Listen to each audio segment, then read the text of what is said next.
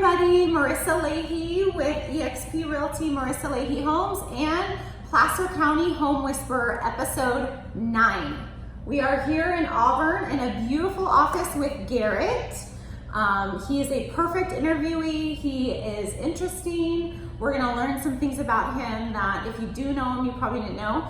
And if you don't know him, that would surprise you because you're interesting, right? Okay, so let's get rolling. Episode 9. So Garrett, tell me about yourself.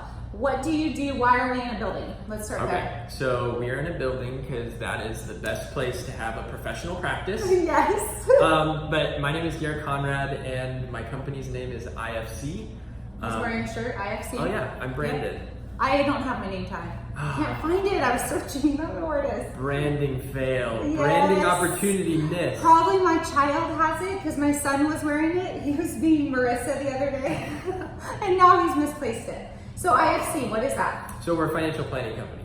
Financial planning. Yeah. Okay, so telling and instructing people and encouraging people to plan well with their finances. Yes, we do very holistic planning, and we do all-encompassing planning. So we work with everybody from individuals to business owners. We work with everything from retirement planning to business succession planning, very custom, robust retirement plans for business owners and stuff like that. Got it. Everything in between.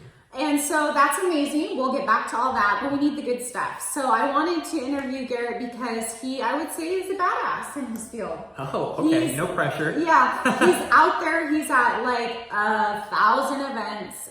He's always dressed the part. We'll get into that too. He's always the best dressed, which I don't know how his wife handles that, but he pulls off any outfit. So we'll get into that as well. But let's give a little background. So I know you work here with your father. Yes. How is that? It's awesome. It's awesome. See, I love that you guys love to work together. Yeah. And I mean, that is a big deal. that was not anticipated either. Yeah, so tell me, did you grow up and say, I'm gonna work with my dad? No. And my dad raised, my mom and dad raised us with the expectation that we would not work with him. And he wanted us to pursue our passions, and he was really big on like not wanting us to just go get any job. He wanted us to pursue our passions. So for my brother, it was military, and he's a Marine. Okay. For my sister, it was animals, and she did everything from her own cattle business by the time she was like 14 or 15 years old to training racehorses on a racetrack. And then for me, it was music. And that's what I went to school for, and I played in a band, and we talked a little bit about that. Let's talk about that. So again, badass, right? So the family, we have a Marine, we have a racehorse trainer. I mean, this is awesome, following your passion and going through and it's great that your parents supported you to do that instead of the safe route. Okay, so he's definitely not in a rock band, and he's doing financial planning. So let's talk about your dreams as in music. Okay, so, well, back then or now? So then, what were you pursuing? Then I was pursuing being a rock star, I guess. Being a rock star. I'm a drummer, and I was in a post-hardcore band. That was the name of the genre. I have no idea what that means, honestly. It so wasn't a drummer. So tell me, what's your favorite song to play? Oh gosh, I don't know. Anything really, really challenging. Yeah. What got me into post-hardcore is it wasn't boring on drums. So the deal is like, vocals are fun no matter what genre you play. Really well, okay, that's my opinion as a non-singer. But in guitar, there's some technicality and challenge to anything you play. With drums, it's like jazz is so boring and blues is so boring, but metal, it's so fast-paced. There's so many different technicalities. You can have double bass drums, and it's just so different. And can you just like twirl the sticks and like? I actually can't twirl the sticks. No. What? So as far as showmanship goes, I never twirled the stick, but I was really into really intense, aggressive playing styles. Okay. And so while playing metal, I cracked in half a lot of bronze cymbals, like I think 12 bronze cymbals. Oh, wow. I cracked in half with my drumsticks.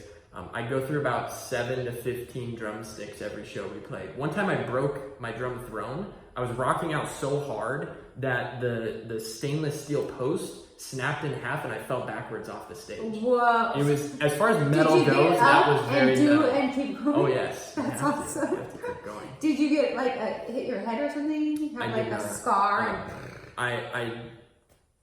This is really gross, but I did have a lot of blood splatter Oh! on all my drums because I would play so aggressively. Every once in a while I'd hit my knuckle or something on the snare drum. And you probably wouldn't even notice. And I wouldn't notice because I was so full of adrenaline. Yeah. And so most of my drum heads and stuff do have a little bit of that. From oh, wow. So really aggressive playing. So your OCD, I'm surprised you haven't sanitized that. Yeah, my OCD is a funny thing because there's certain things you care about, I guess, and there's certain things you don't. So I'm very OCD about most everything in my life. But not your drums. And not cleaning my drum heads because they're just going to get dirty again the next time I play them. Okay, so is it like superstitious? Like a football player doesn't change his or wash his clothes? Not that I've ever heard. I don't think that's a thing. No. And you replace your drum heads pretty frequently when you play like that. It's not a worry. You puncture them and stuff, so you do have to replace them. Did you have long hair? I did. I had a rock star haircut. Why do you not have it? Because you're doing financial planning? I tried doing financial planning for about a year with my rock star haircut. And it didn't work? And it wasn't so great. I don't know. More than anything, it made me look younger. Oh, and so no I trust. actually, what does this young kid know? It wasn't necessarily like, oh, he has a crazy haircut, so we don't trust him. It was more just like it gave me a baby face. But it was pretty intense. It was like an inch long on this side. Okay. It was like 3 inches in the back and spiked backwards. Oh. And then this side was very long and came down to here at like a steep angle that covered one eye. Oh. And it was very This is like the real deal. It was pretty What's real. that, The Incredibles? The girl that has just the one eye? Yeah, I could see why they would not want to listen to you about their finances. Okay, so why are you not a rock star and why are you doing financial planning? Okay. And is it your passion now? Yes. So it is my passion now, and the way I got into it, that's where we tie back to working with my dad. Okay. And so he would come home, back then I was living at home still, because this is like, I started in music in 4th grade, and then played in a band through college. But this was like high school now. And so I still lived with my parents. Every night we would have dinner, and my dad would come home and he would talk about all the problems with the office environment and with certain staff members at the time and stuff. And so we kind of just had these open conversations, and at some point I threw out the idea, why don't I just take over then? Why don't I just do your calendar and do some of the administration stuff? Because he had 2 part-time people at the time doing administrative work, and I was going to school still, but almost done with high school at that point. And so then we had kind of this informal every other night. I would share why I should replace a certain staff member, and he would share the next night why that's a terrible idea and how family can't work together. And we'd go back and forth. We did that for 7 months. Okay. Then he got tired of the situations at work, so he actually let go 2 employees and started an interviewing process. And so I threw my hat in the ring for that interviewing process, and I interviewed with him amongst other candidates for about 3 months. Oh, 3 months, so he just didn't even let you have it? No. No, I really had to work for it. And then he did make the decision to hire me part-time while I wrapped up high school, just managing his calendar and a couple things. And then it kind of grew from there. So, yeah, because you guys are the team. You're a team now. Would you say that? Yeah. Yeah. I mean, you guys work so well together. Yeah. Do you think we really do. It's really helped our relationship on a lot of different levels, and it's also made our business that much better. Yeah. Because there's something to having the old school wisdom and street smarts of being in the business and the unbelievable level of advanced knowledge that he has when it comes to business succession and retirement plans, like very robust, stacked, like pension plans and stuff. Very, very unique stuff. You need that piece. And also there's an element of like diplomacy and stuff that he carries and brings to the table. But then you also need the young perspective of where is the industry going, and just because we've done something doesn't mean we should always do something. And so being innovative, the ability to change, course correct, bringing new ideas, bringing technology and building efficiencies and streamlining things and figuring out new places to take the business. Which I think is why you guys work so well together. And this happens in real estate. You'll see. And no, I don't want to mean this in a mean way to anybody, but you'll see headshots that are like 20 years old. And then you meet the agent and you're like, wait, what? I'm like shocked. Yeah, and they're just not in with the times, the fresh air, There's new loans out there. There's new opportunities. There's new ways of investing in real estate. It's an exciting time. Yeah. And they get stuck in that, well, this is how we've done it for 30 years. Yeah. It's not broken. And we're not saying it's broken, but you can add to it. So having that, you come in on there and your dad on his, this is how we do it, that's a great combination. So can I turn the tables on you? Can I ask you a question? What? Why do realtors do that? Like, is it like, oh, I want to be youthful, and so I looked better 20 years ago, I'm going to use that headshot? Because that freaks me out, and that's like my number one pet peeve with that industry. It's like false advertisement. Yes. I hear you. It scares me when I show up to coffee and I'm like, oh, you are not 30 years older than I was anticipating. Yes. And you know what? I think there's a lot of agents that are really, like I said, this is how we do it. That's my headshot. I'm not, they're scared. Well, as a society, people are scared to change. Yeah. Changing your image, changing your headshot. I mean, as a real estate agent, it's belly to belly relationship. It's that trust in that person. And to me, we laugh about it. I think it's kind of funny and comical, but I new headshot every year. Yeah. One, I think it's super fun and you want to change it up. Yeah. But yeah, it is definitely an area in real estate that is not, it needs to change. Yeah. What is that show, Catfish? Yeah, I haven't seen it, but I think I've seen it. I've never watched it, but about. I hear the kids as if I'm super old. I'm not that old, but I hear even my nieces talking about it. And I go, oh, that's kind of like the real estate headshots. It's Catfish. Yeah. That's not who you get. So yeah, that's something real estate needs to work on. But back to you and your dad, it's not, you can tell when you guys are together at a function or even sitting talking to, one-on-one. It's not a faked relationship. It's very organic and very natural. Yeah. And that you truly are compatible. I love that he made you work for it. I love that he cut you no slack. I mean, how is it now? Does he still, have you proven yourself to him, or is he still like, you gotta show me more? I think I've proven myself. Yeah. To a degree. It kind of depends on what we're talking about or what we're doing, but I do think that we have a very good set of he trust you? Like, if you say this is what we're doing, he won't question it anymore? Yeah. Within our realms of what we control and what we have responsibility over, we have complete trust with each other to make those decisions. And we do a lot of collaborating still because we think that's our biggest asset is that we're so good at collaborating. Yeah. But we do have a lot of trust established where if it's in my wheelhouse, that's my responsibility to make the final decision on. Perfect. So he's recognized your strengths, you're using your strengths, and then he's using his. Yeah. And that's why it works so well. Yep. Yeah, and that's why he, again, is a badass, because those are the characteristics. One, you totally went, oh, I'm going to be in finance. Oh, yeah. And you worked for it, you weren't given it. And then you found your place and what works well. Yep. And you course correct and you go with the change. Yep. That's huge. People don't do that. Nope, people don't do that. And they don't start as rock stars and then do that either. That's so great. So let's get to know more about Garrett, because he's pretty interesting. So fashion. Let's talk about fashion. Okay. Do you like fashion? I do. He likes fashion. I do. Okay. So what is your favorite things to wear? I love really bright professional attire. So suits. I love suits. Bright suits. Yeah. I have like a light blue suit. I have sport coats, especially. You can get some real flamboyant, fun sport coats. And funky and and in the workplace now, more people are wearing that. Yeah. So it's more acceptable, but I mean, that's what makes it different. So when you walk in and you see a financial planner, advisor dressed like that, I mean, that would make me say, oh, well, why would I not? I'm not getting that 20-year-old headshot. This is so fun. It's new, it's fresh, and it's kind of dangerous because finance is one of those old school things. Money is very taboo. So there's a lot of times where it's kind of like, unless you wear a white shirt and a black suit, you are not to be trusted and you fall outside the norm. Yeah. There's also an element in financial services of dressing for your client or your region or something. And so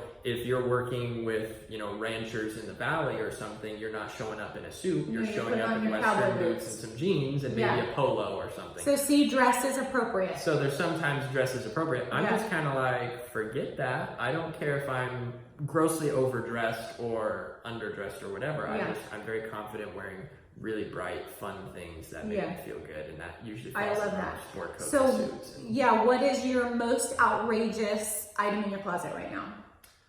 I have one sport coat that's probably got like 25 colors in it, and it's like a patchwork of almost like a plaid, but it's more random than that, and it's just like a hodgepodge of all sorts of colors. Okay. And, when do you wear that? I wear it, and it should be here today. I know, I should have worn it. At least hanging off the chair. Yeah, I brought a different sport coat that's the most boring one I own. It's a herringbone gray sport coat, but I left it in my office. I wear that one though whenever I can. It's kind of dangerous because it's so flamboyant that you can't like overuse it, and so I have to be kind of selective. This is called a whammo. Yeah, I get away with wearing it probably once a month though to different that's networking pretty events good. or Well, and then at a networking event, there's a sea of people. Yeah. I would notice the coat and go, oh, I want to talk to him, because that would be exciting and different. That's my personality, and that's why I started this channel. There's so many great younger people in the community that just, it's great to hear their story, where they came from, and kind of their take on this business world and how to make things happen. How many pairs of shoes do you have? Shoes are on the lighter end. I have right now, I'm thinking about my closet organizer, I have 10 pairs of shoes. Oh, that's not bad. No. So do you donate and rotate? I do. Okay. Yeah, exactly. And Okay, so we were at a luncheon last week or the week before? last Tuesday. Last Tuesday at the Rotary. And he mentioned his his organizing of his closet. And I said, that's slightly creepy, but let's share it. Yeah. So he is super organized. So if you're kind of wondering, would he be good with my money or good with organizing things, tell me about your closet organization, and don't make it too creepy. I'm trying to think of how to explain it without making it too creepy. I have everything arranged by type of clothing. So polos, short sleeve button-ups, flannels, long sleeve button-ups, sport coats, suits, tank tops, t-shirts, jeans, dress pants, socks, underwear, and swimsuits, undershirts, sunglasses, scarves. Shorts, scarves. You wear scarves. and belts. Yeah. So that's kind of the system, and then everything is arranged based on a system that it takes into account when I last wore the item, the color of the item, and the level of formality. So I have formal attire all the way down to what I affectionately call my hobo clothes. Okay. And then this is all taken into account. So I have 75 button-up shirts, I have 75 tank tops, I have 50 t-shirts, and then that's kind of the foundation of my wardrobe. Everything is built from there. Yes. So is he organized? Yes. Does he take all variables into account? Yes. Does your wife think you're crazy? Yes.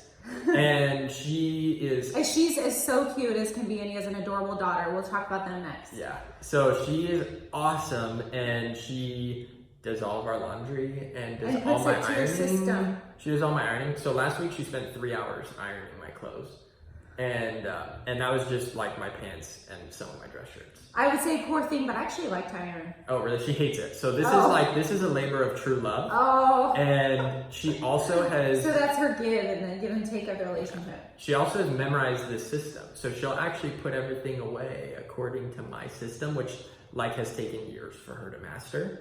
And every once in a while, I'll realize that she buttoned the second button on the hanger. I'm a big fan of buttoning the top button on the hanger, but no other buttons. Because I don't want to be unbuttoning a shirt for days trying to get it off the hanger. But the top will keep the fit, right? Yes. And so sometimes I'll catch a second button is buttoned and I'll unbutton it. Okay, so it is creepy, so disclaimer.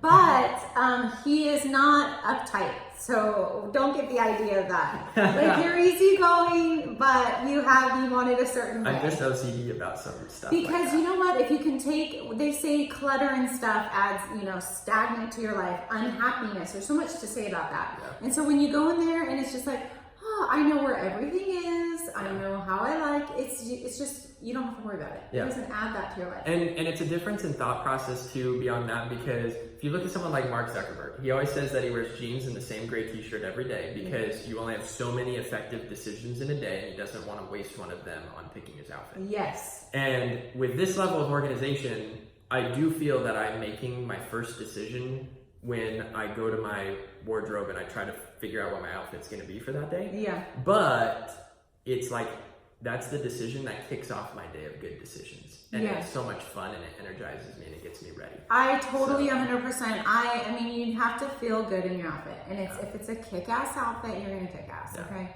Yeah. That's I'm just never the way it uncomfortable. If I feel like I look good, then I feel good. Yeah. And it gives me a total different level of confidence and effectiveness in what I do. Absolutely. Dressed right. If you play the part, you are the part. Yeah. I mean, truly. Not all the time, but I mean, it does make a difference. Yeah. I agree with that. It does make a huge difference in confidence level. So do you have the most of your closet in your house? Yes. Or did you let your wife have some? She has as much closet space as I do, but hers is not filled all the way, and mine is like bursting at the seams.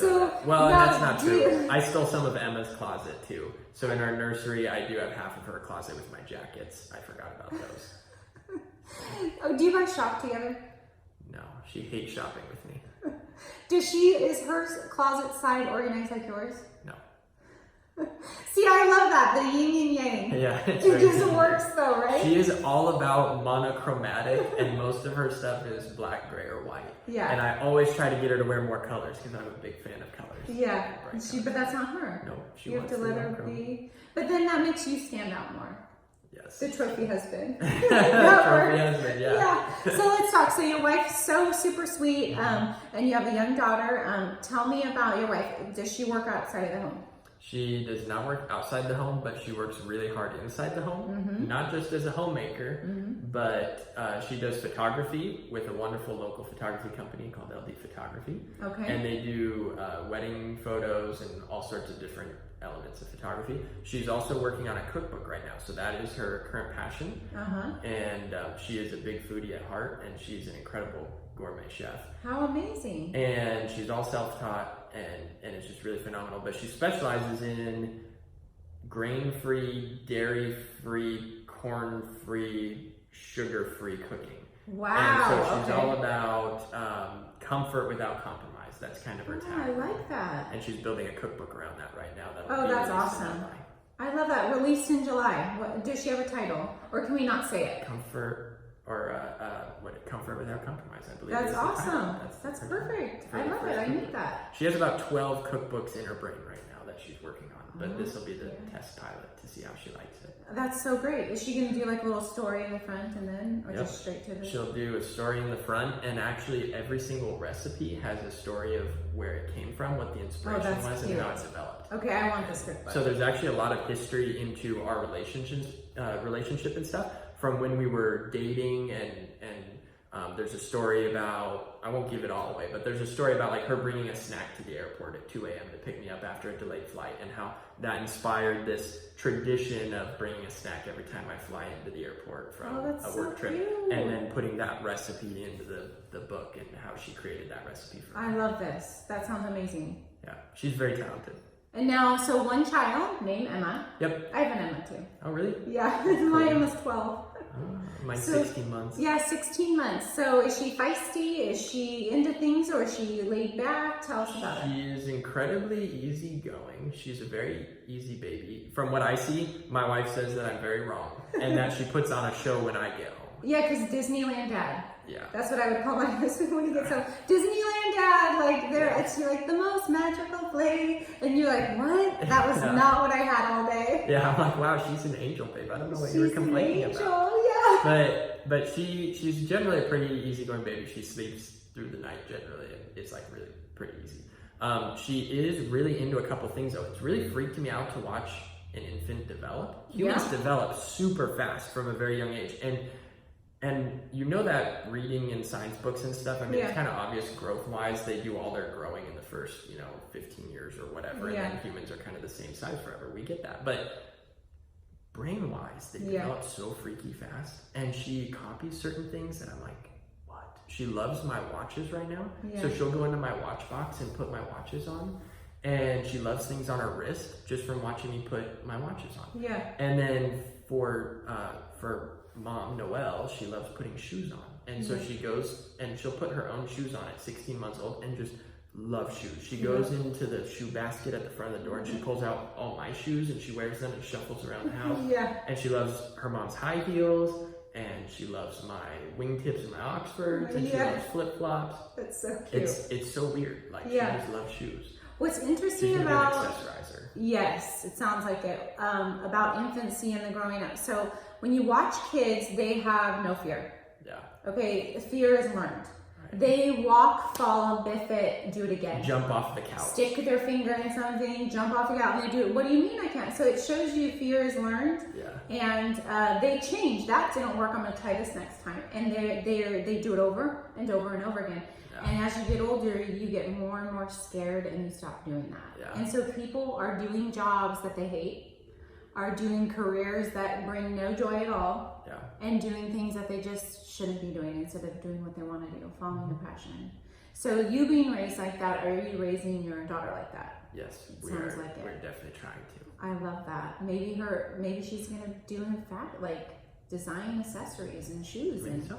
You know, my son, when he was younger, he would take out all our shoes in the shoe basket and he would line them up according to size and color. Oh, yes. I have many pictures, like add it again, take a picture, and I would go, I don't know if this is good or bad, but it was his own thing. And you want to know what? He is so organized and detail oriented, and his room is perfect, and my daughter is a free spirit and it's not perfect.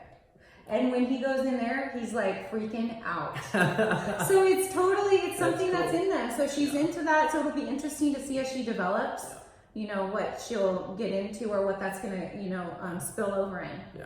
She's also really into working out. That's the other thing. So that's really random to say, but we do at-home workout videos. That's kind of Noelle's and my thing. So she does some workouts with Shanti, and I do a weightlifting program through Beachbody and stuff. Yeah. And when Emma hears the trainer's voice come on her phone, she starts doing burpees. It's so funny. She raises her hands in the air, and then she does a squat and touches the ground. Sometimes she'll even put her forehead on the ground, and then she jumps up with her hands in the air. And she's 16 months old. It's just the trainer's voice makes her do burpees. Yeah, she's like, I got this. I know what this means. It's so funny. Oh, wow. That is adorable. Yeah. That is so cute. You have to record that. Yeah, we have. That's so cute. It's on my Instagram. Yes. Okay, so we've already had a lot of surprises. Are there any other surprises about you? I don't know. That's kind of such an open-ended question. You collect watches. I do. Yeah. Anything else that would be totally unmatching? Like, do you crochet? I do not. You do not? Crochet. Do you paint this beautiful owl picture behind us? I did not paint the beautiful owl picture. I picked it. I did pick all the art for the office, but I did not paint it. You did not paint it. I'm surprised. You're a jack of all trades. Yeah, I'm very bad at painting. No. Yeah, very bad. Very bad. What is a business or a life motto or something you live by?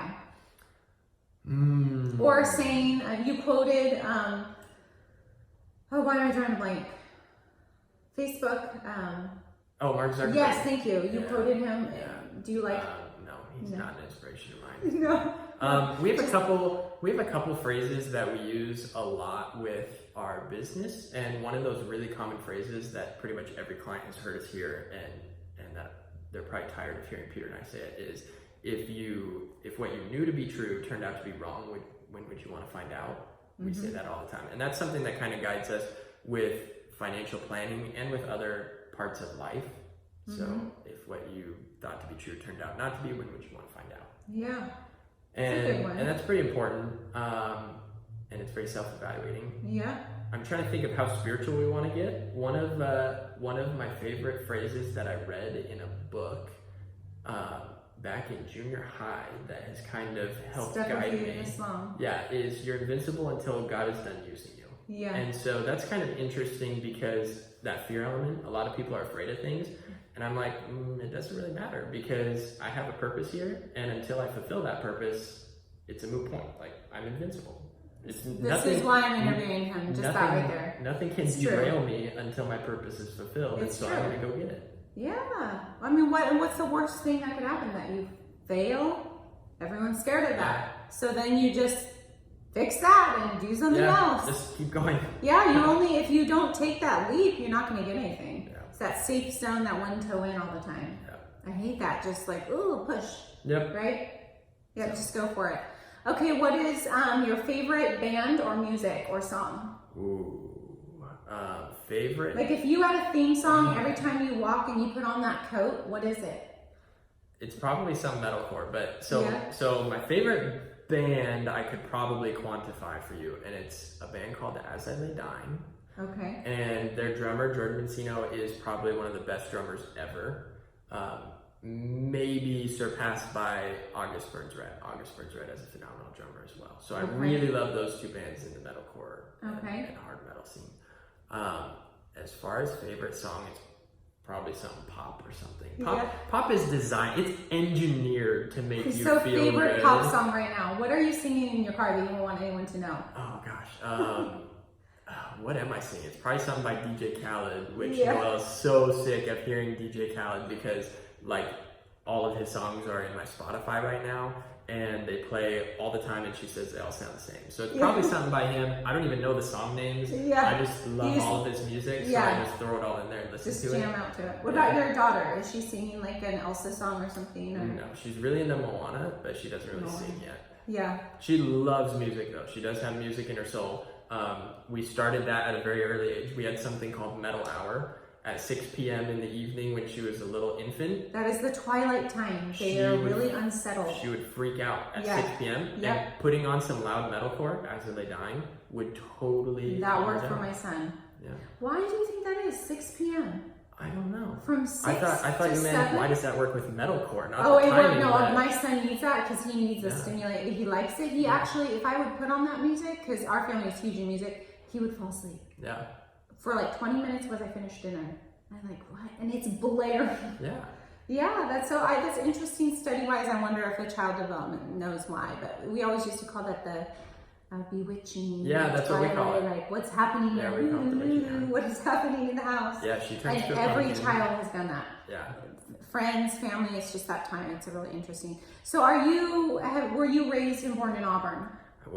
I was born and raised in Auburn. What school did you go to? I went to Auburn Elementary in elementary school. Okay. Then I was homeschooled till the 5th grade, and then I went to a charter school. Okay. A handful of charter schools, but I graduated high school from Core Placer Charter, which is actually up in Colfax, or was in Colfax at the time. I don't know where they're headquartered out of now. Yeah, okay. Do you see any of your graduating class? Or is it a small class? I do. It was a very small class of maybe 6 or 8 people. And I do see most of them. They've kind of all gone off different places. They don't all live locally, but... Don't you find they all come back? Yeah. I mean, I'll be around and I'll even be in a restaurant like, I love this place, this new restaurant. Like, oh wait, I went to school with him. You know, I feel like they'll come back because it's such a great community. Yeah, it is. Yeah, I love it here. And I did leave for 1 year. I lived in Roseville for 11 months. For 11 months. And that's it. Other than that, I've You're lived like in Auburn back my to whole Auburn, life. yeah. Roseville didn't treat you well? It was actually pretty great, and Noel wants to go back there, but I just love Auburn. And Noel does too, to be fair. But Roseville has convenience. It's got convenience. It has nightlife. It has more youth. It's true. But we can bring that here. It's also different. It's got its flaws too. I don't want to throw shade at Roseville on camera for all of YouTube to see. Get some hate mail. And all of my Roseville clients leave me. Definitely. I mean, Auburn. Here you can't really go past 9, 10. And here it's like, even if it's 5 o'clock in the evening, Noel and I are like, hey, it's date day. What restaurant or brewery do you want to go to? Like, there's no activity. There's just food, drink, and that's about it. I still like that. Food, drink. But I mean, we have our outdoor playground here. Yeah, we do. It's amazing. There's a lot to do outdoors. Yeah, a lot to do outdoors, and I just love the community and I love the people. Yeah. And Roseville's a hop, skip, and a jump away. It is. It's really easy. For date night. I'm going to go there this evening, so there you go. It's not that far. Okay, anything else you want to share? Nope. Tell us where you're located. We're at 102 Eldorado Street. And what is a landmark for people? It's the north side of downtown Auburn, and if you're coming down High Street, that turns into Eldorado Street. So if you just keep going down High Street, it kind of turns to the right, and before you go into the canyon, we're the second driveway or the first driveway on the right. We're right by California Auto Sales. Isn't Pistol Pete's right there? We're on the other block next to Pistol Pete's, further north. Got it. And then we're across the street from the Salvation Army thrift store. Yes. So super, super convenient. Yeah. Okay, well, we have to wrap up. We could go forever. It's like we're on almost 35 minutes. Wow. So thank you so much for watching. Garrett, Conrad, so much fun. Thank you for sharing all your things with us. And we'll do a video again and talk more finance. I think that'd be a good idea. Sure. That sounds yeah. good. All right, thanks for watching. See ya. Bye.